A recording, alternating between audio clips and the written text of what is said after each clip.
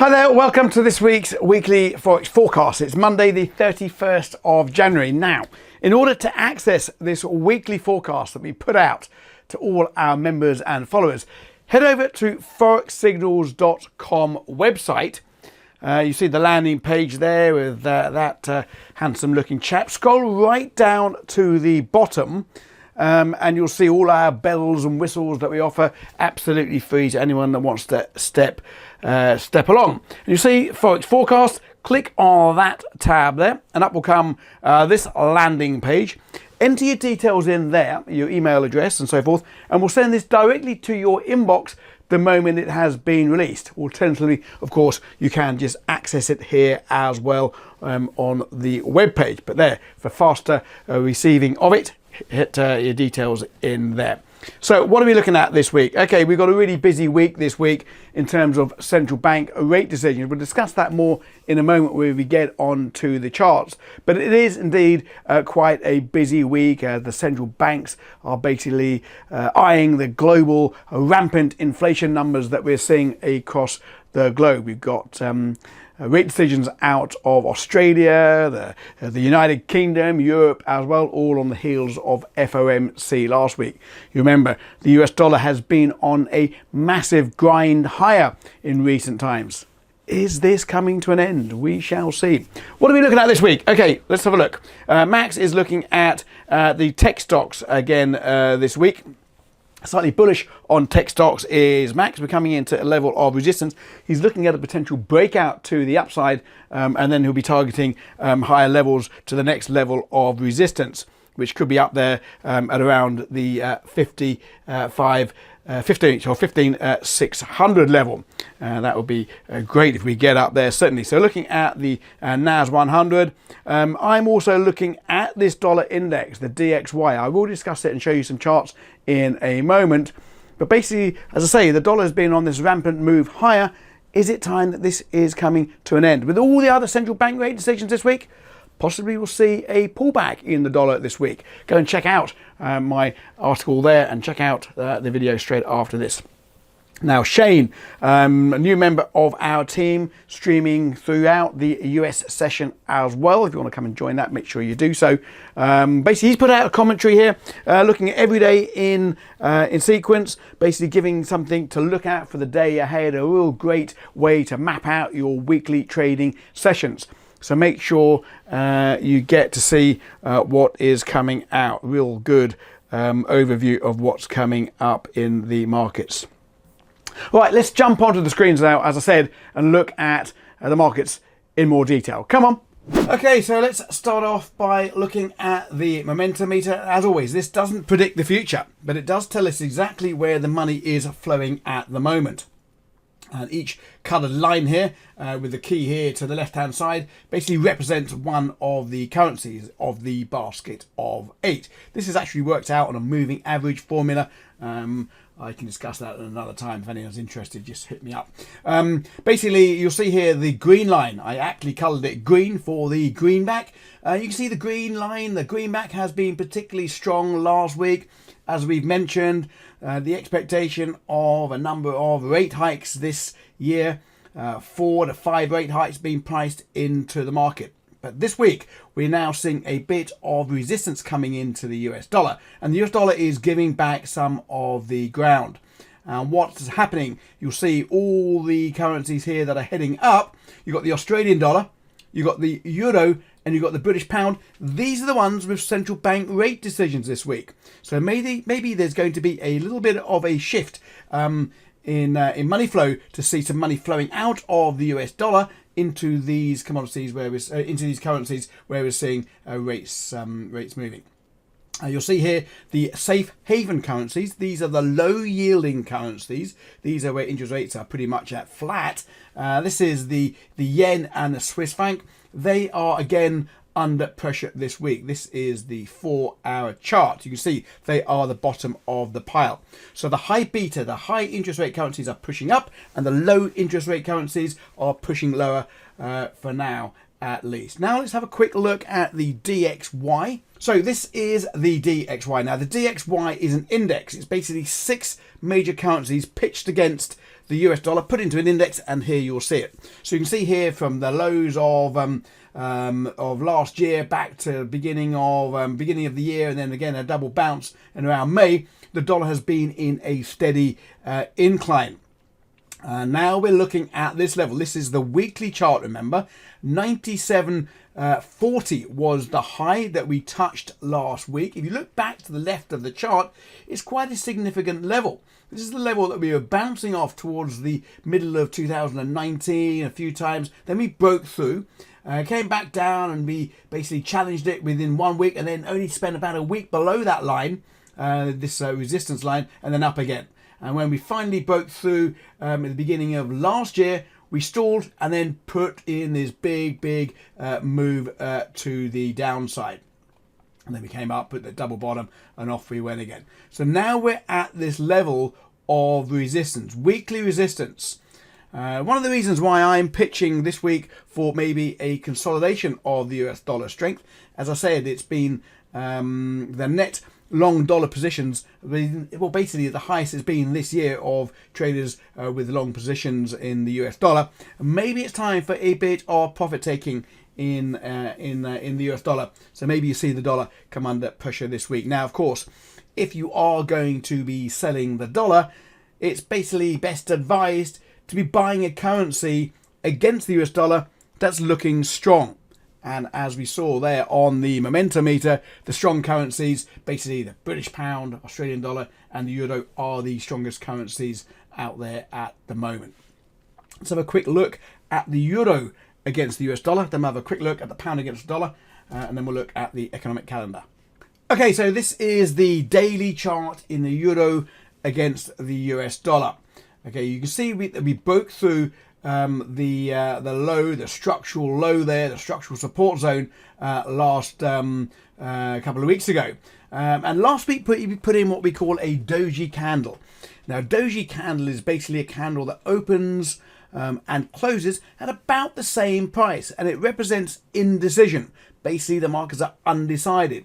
Now, last week's doji candle on its own doesn't mean very much, but the following on candle, pretty much with any time frame, is much more important. So far this week, as it's Monday morning, we've taken out the high of last week. This is indicating now that this level down here around the 111.41 level is going to be respected as a low, and a challenge now back up to these highs of 112 is looking likely. Now, if we break through this level of old support, old resistance, it will act as support. So the way I'll be looking to trade that this week is to see a break of this level, which is an important level. Might not break. If it does break, I'll be looking for a retest and then for a continuation back up to the 113 handle as potentially money starts to flow out of the US dollar in a week where we could see some profit taking. This is the euro against the US dollar. Let's have a quick look at the pound against the US dollar. Okay, so this is a daily chart, and the pound against the US dollar, aptly named cable. The level of resistance that I'd expect, well, certainly you'd be looking at, would have been coming in at around this zone. Basically, it was the base of this drop that you saw towards the end of last year. Now we've taken out that level of structural resistance, should act as support on the way down. We've broken that out now. I'm saying that the path of least resistance for this currency pair now potentially is to the upside, and a retest of the 136 handle is on the cards again. This is not investment advice. This is just my biases, and you can't be trading this on the back of just that view. You've got to apply your trading strategy to it. But this is certainly on my radar now for buying into pound against the US dollar. If indeed the US dollar does want to give up some ground, that's the currency I'll be looking at trading into the MPC later on in the week. That's a good segue to have a look at the economic calendar. Here we go. Okay, so in order to access the economic calendar, head over to Forexsignals.com, and if you scroll right down to the bottom of the landing page there, you'll see all our free tools and so forth. You've got the profit calculator, the lot size calculator, and so forth. Click on the tab that says Forex Economic Calendar, and then view calendar, and here you'll see the weekly news events. Now, even if you don't trade the news, I do suggest you look at an economic calendar to plan your week ahead, to make sure you don't get caught out. You don't want to be taking a trade just ahead of a big news event, get stopped out before you've had even a time to log the trade in your journal, just because of the increased volatility. But also there may be some money making opportunities for you there as well. The correct way to read this is looking down here on the impact column. Anything in green is deemed to be low impact. Anything in red is deemed to be high impact news. Today we had some GDP figures out in the Eurozone. Now I like to basically look at these with 7 days in advance. Let's just have a look at Tuesday first before we go into that. Tomorrow we've got the RBA statement. Now this is the Australian Central Bank. They make their decision on interest rates. You can see here the forecast is for them to leave interest rates unchanged. Previous was up 0.1 or 0.1. Estimate 0.1. That basically means they're not expecting a change in interest rates. When it comes out, it will be put there. But often with these central bank decisions, it's not necessarily the actual rate decision. It's the statement afterwards that we need to pay attention to, because it gives us a clue, forward guidance on what the central bank is thinking about. Are they getting more hawkish? Are they getting more bullish on interest rates? And often the markets react to what the central banker, in this case Governor Lowe, will be talking about in terms of interest rate policy going forward. Okay, so we've got what else have we got this week? We got ECB lending survey, high impact news. Then we've got some PMI data out of the US. Do keep an eye on PMI data. Markets love it. It's a forward-looking indicator. It stands for Purchasing Managers Index. Basically, it's a survey. Anything above 50 is deemed to be an economy that's expanding. Anything below is contracting. If it comes in out of line, if this to be higher, then you may see upward pressure on dollar. If with any of these news events you don't know what they actually mean, you can literally click on them and it gives an explanation, and it tells you how the markets will react on how they should react on the news as they come out. And then we've got New Zealand employment data on the 1st of February. Let's just now look out to the next 7 days. Employment data is always very important. It's the first sort of line of information that the central bank will look at in terms of moving its interest rate policy. Most central banks have two mandates: to control inflation and maximise employment. So we do keep an eye on that as well. You've got CPI out of the Eurozone on the 2nd of February. CPI stands for Consumer Price Index. It's basically inflation. So we'll be paying a close attention to that. Up 4.3. UK, I think, is up about 5.4 inflation. Remember, these central banks are mandated to keep inflation in and around the 2% level. You can see inflation across the developed world is soaring. Okay, then we've got the Canadian Macklem speaking as well. Keep an eye on the central bank speakers, always very important. Gives us clues on where they are thinking about interest rates. So it could be, something to pay attention to there as well. And then you've got the Bank of England MPC vote. Okay, so MPC voting on interest rates, and of course we'll be paying a close attention to that. The markets here are going for a 0.25% interest rate rise. So if you look, the previous was up 0.25. Remember, that's up from 0.15. So they had a rate hike last time of meeting. So this time the markets are going for an interest rate, a 0.25% interest rate move in the UK as inflation takes hold as well. Then you've got Bailey, the central banker, speaking afterwards as well. So do pay close attention to that. A couple of an hour or so later, we've got the ECB as well. You remember the ECB governor, president, she's President Lagarde.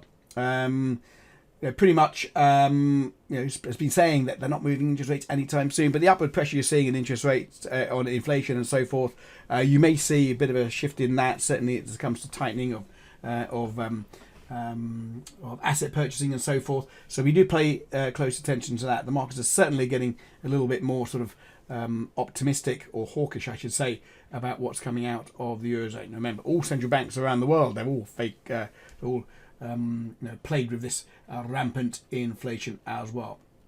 And of course, on Friday, just moving ahead quickly here, you can look at this in your own time, of course. Moving ahead on Friday, we have got the all-important non-farm payroll. Non-farm payroll is basically here it is, non-farm payroll. It's basically the employment numbers out of the US. It's the biggest event of the calendar month. Often you've heard the expression in the past, when the United States sneezes, the whole world catches a cold. Now, we stream it live, of course, inside our trading room. So if you want to come and take part of that, just come over to Forexsignals.com. You can take out a 7-day free trial. A good week to do it, actually, with all this going on this week. And indeed, if you don't want to stay, you don't have to pay, but I'm sure you will love it. Okay, that's about it for this week's economic calendar. Okay, so I hope you found that useful. As I said, leave your details in there on the home page there. That way you'll get this market report the moment it has been sent out, so you don't miss anything there. Don't forget, we are streaming live around the clock as well here at Forexsignals.com. We've got 4 mentors now covering the 24-hour period as well. Streaming up to 7 times a day. We've got loads of educational video content as well, over 200 education videos in there as well. Lots of market commentary, trade ideas, discussing strategies and so forth. If you want to take part in that, you can do so. Just head over to Forexsignals.com. You can take out a 7-day free trial. If you don't want to stay, you don't have to pay, but I'm sure you'll find it very useful. Great way to prepare yourself and get involved in a great trading community. If that's not your thing, that is not a problem. I'll see you next week. Don't forget, of course, follow us on all the socials and subscribe to the channel if you don't already do so. Till next week.